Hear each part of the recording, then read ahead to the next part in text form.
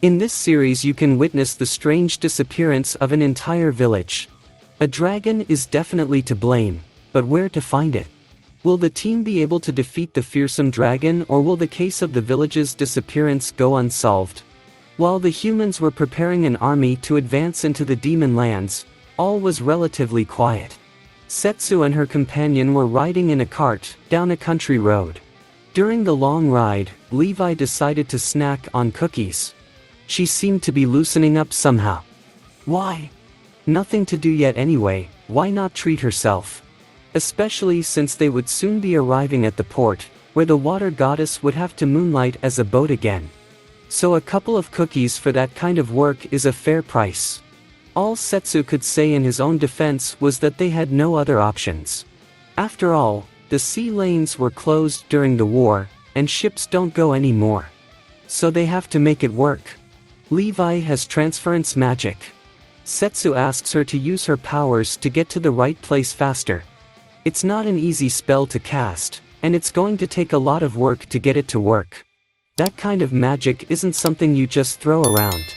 After finishing one packet of cookies, Levi demanded a second for her help. But no sooner had she picked it up than the carriage came to an abrupt halt.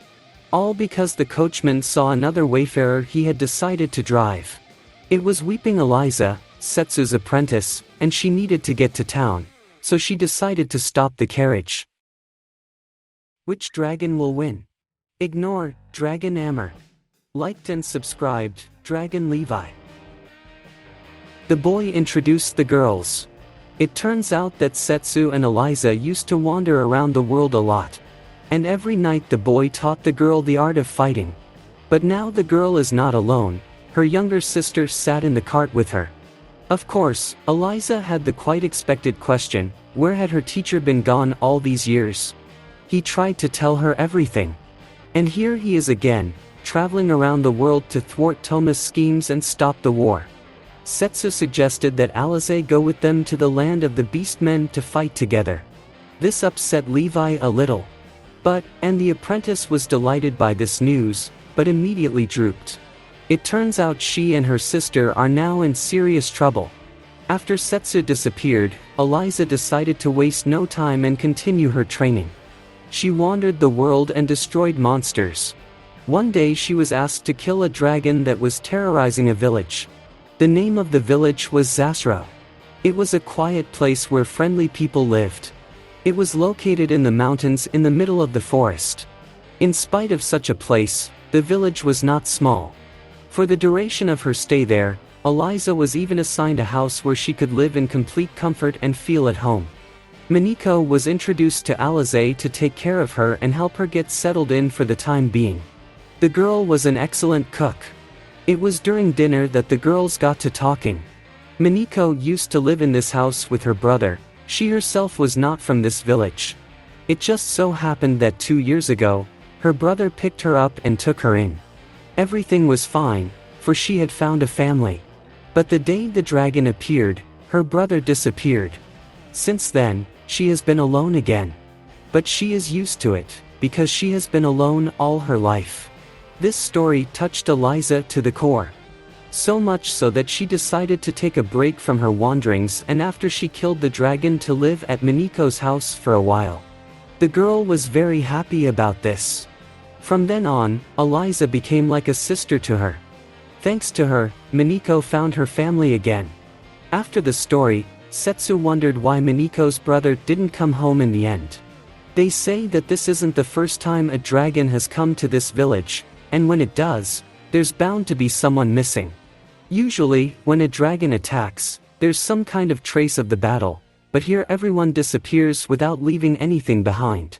It was as if the spirits had taken them. Eliza decided that it was about the dragon and that it had to be defeated. It had to be baited somehow, so she disabled the only barrier that kept the village safe, the protection from evil. We need all the locals to hide in their homes for the duration of the battle, while Eliza deals with the dragon. And so, as expected, the dragon appeared. It was huge and ferocious. But this did not frighten the girl. On the contrary, it energized her for a hard fight. It was fire-breathing, but Eliza easily dodged the tongues of flame. She even managed to inflict several wounds on the beast with her sword. The dragon began to fly away. It was necessary to catch up with it, but it was too fast. When Eliza returned to the village with nothing, she found that all its inhabitants were gone. There was no one but Mineko. As the sun rose, Eliza decided to go to town to place the girl in her care. And here they were, in this wagon. The girl really wanted to help Mineko find her brother, and the whole village, after all. They couldn't just disappear into thin air. But where to start? Maybe Setsu knows something about this phenomenon. No one has encountered such situations.